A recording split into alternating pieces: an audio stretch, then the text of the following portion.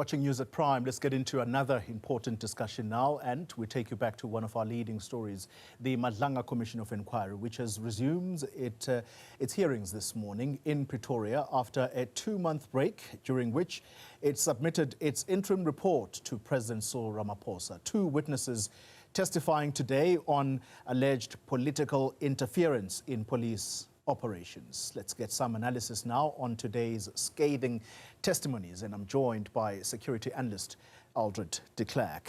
Eldred, good evening to you.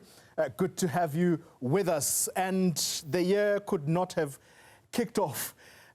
My goodness, the kind of testimony that we have heard at that commission today. So the 2 witnesses detailing their personal interactions with the minister on suspension for the police, Senzo Mchunu, and he is the one that has called them.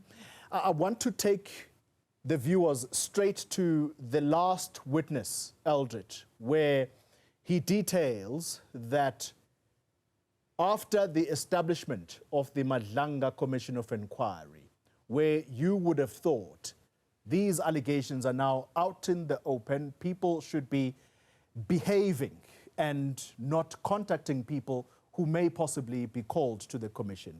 There is Minister Mchunu, according to this witness, contacting him, and in his description, the calls skyrocketed after the Madlanga Commission was established. Was that appropriate? It's very interesting because the minister should be aware, like all of us, that witness tampering or any accusation or any sniff of witness tampering is not just untoward, it's illegal. And it doesn't bode well if this story can be corroborated. So in calling the minister back, that's one of the questions the minister has to answer. Because the minister clearly seems to have been somebody who maybe didn't seek advice, didn't have anybody to advise him. But with both witnesses today, and especially the witness, and I think General Kopal, when he hinted at the fact that he was trained, he had a protocol and lines of command to follow and permissions that had to be sought, he seems to almost suggest that this was amateur hour for somebody in a position of a minister. And every single thing that we heard today, if corroborated, doesn't bode well for the minister, especially this idea that he could have wanted to influence the testimony of a witness who's going to come to Madlanga. Let's go to General Gopal. I think it's Colonel Gopal in KZN. No, Major General Gopal. Major General Gopal, thank you for that. And he paints a picture of a minister who is unimpressed. This is in the lead up to a local election, and the minister appears to have a serious problem with one of the people who used to belong to his political home, the ANC. That person has now switched, and they are with the MK party. And clearly, this ward is going to go the way of the MK party.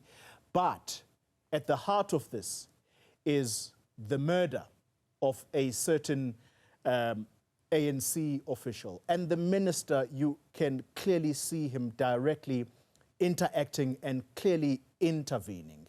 What about that? Is that appropriate action on the part of the political head of the department? Well, let's leave the legalese and the legislative prescripts and the code of conduct and the regulations of the Public Service Administration that actually says that such a relationship should not be. The relationship between an executive officer and a public servant should be collaborative, yet it's distinct. So the one should not seek to influence or direct in any way. And this is the same thing around the operational control or decisions as to how to perform an investigation, who to investigate. Updates on an investigation, that's fine. The depth and the extent of it, that you should leave to the operation officers who should not in their testimony compromise the investigation and or set or particular witnesses at risk of reprisals. So that relationship is untoward. It clearly looks on the face of it as a conflict of interest. And you could almost see how Major General Kapal, who's fairly well spoken, confident in what he does, had a relaxed manner, understood his position, understood the lines of command and who he should be getting direction from. And he was very clear that that should be from his commander. And yet even he felt compelled to respond to the executive authority, the public representative.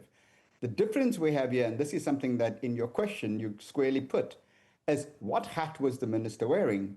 Was the minister wearing the concern of a minister who was concerned for all investigations and the directions of investigations, or was he seeking to, as we heard, almost by inference, but by direct quote, was he looking for information that could compromise a political candidate or rival and therefore scuttle his bid for political representation? That surely is a conflict of interest if the veracity of that story is upheld. Eldred, I'm not going to use the phrase, let's balance this out, because you can clearly see that Minister Mchunu had it out for people like Dumisani Khumalo, who is the head of crime intelligence. He possibly wanted to link his comrade in the ANC, Bheki Cele, to the Magaqa killing. And so he is doing all of these things that he knows full well are against the law and could get him into trouble, which is precisely the reason, if indeed the testimony we're hearing today is going to be corroborated, that this is part of the reason he is using different people's cell phone numbers in order to contact at least witness E, who was the last to testify. Let's then use a different phrase altogether as opposed to balance.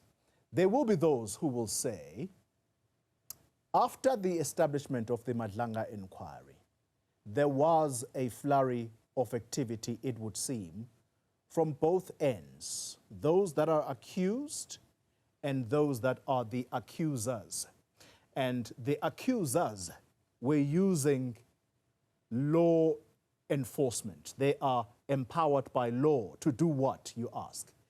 To confiscate people's devices and therefore striking fear into people being able to prepare for their testimonies because they knew that they were in trouble and therefore these forums are going to call them. I'm thinking here a person like, for example, Cedric Nkabinde, who complained bitterly. He even had to call a press conference.